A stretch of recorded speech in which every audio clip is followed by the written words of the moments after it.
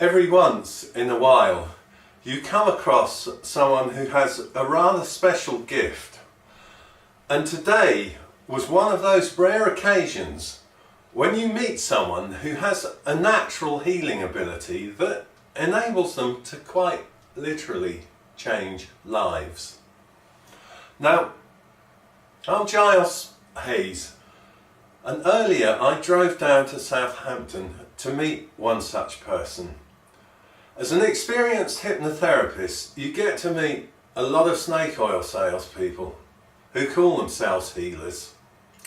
Well, I can tell you firsthand that when I visited Leihlah this afternoon at Gracing Lives, her treatment centre, where she practices what she describes as centre-based counselling. This is where she walks hand in hand with her clients on a spiritual level in order to find out what space that they're in and what they need in order to allow them to recover in a safe, non-judgmental way. Her qualifications as a Reiki master, hypnotherapist, inner child therapy and holistic counselling are secondary only to her wonderful healing energy that left me feeling reinvigorated, energised, synergised and spiritually harmonised, with every part of mind, body and soul working together for my higher state, perfectly aligned and leaving me completely blissed out. It was a real privilege to be able to interview Leihlah and experience firsthand her wonderful healing ability. Here's what she said earlier when I met her. I have to admit, Leihlah, this is a really wonderful therapeutic and healing environment that you've created here. I'm curious to know on your journey, what was it that really inspired you to enter into the world of healing and holistic? To be honest, first I was really pretty skeptical about going into the healing environment, and I had a lot of belief systems placed because being born in Cape Town and being coming from South Africa. This type of thing was seen more as almost like bad and negative and witchcraft. And I came from a financial background, so I was working in Santander, like in one of the banks. In Santander, it's a bit of a change. Yes, a very big change. So I was used to, the cocktails and that lifestyle, that corporate type of lifestyle that one lives. So I was quite skeptical, but I wouldn't say I was truly happy. I felt more like a robot. You felt more like a robot? Yeah, almost like I was being used in that, I felt more like I was giving, and it just didn't feel like a healthy environment. It didn't feel healthy. And yeah.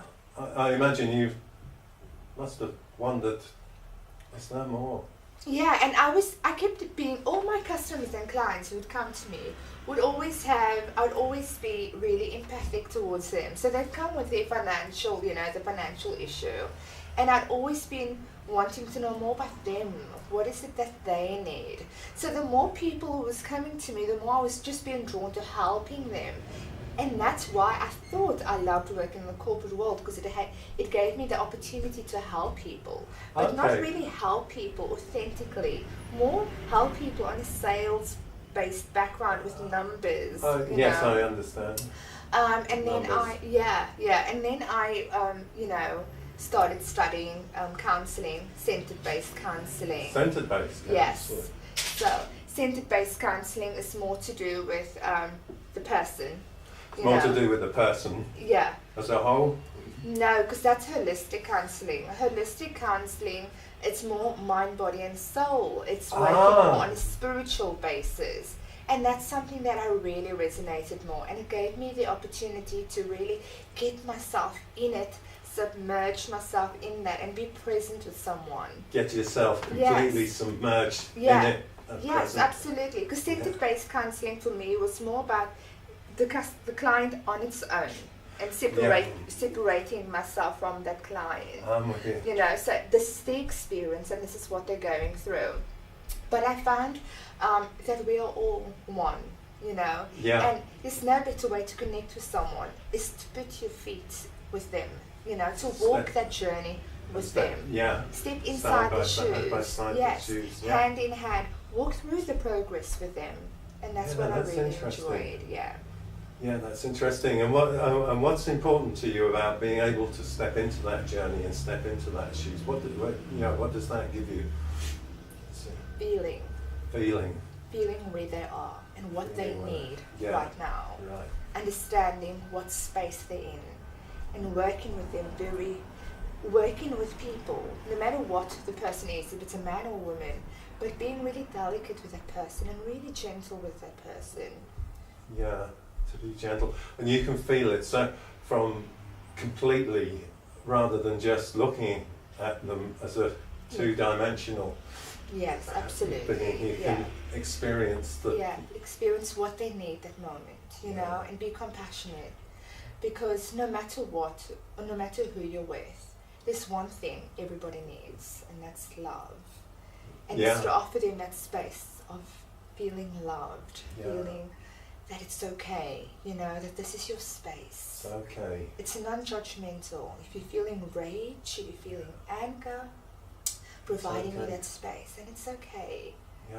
Because usually we've been taught that it's not okay. We've been taught to disengage with that emotions, or crying is not for men, or, you know, and they're not being heard. So it's helping them to embody those feelings, to integrate all those feelings, yes. I think what you just described to me there, Leihlah, is what I've heard Dr. Joe Dispenza call compassion. Yes. And that's a very interesting place to be. Yes, to be able to allow yourself to feel, be completely in the moment, and just go into those feelings.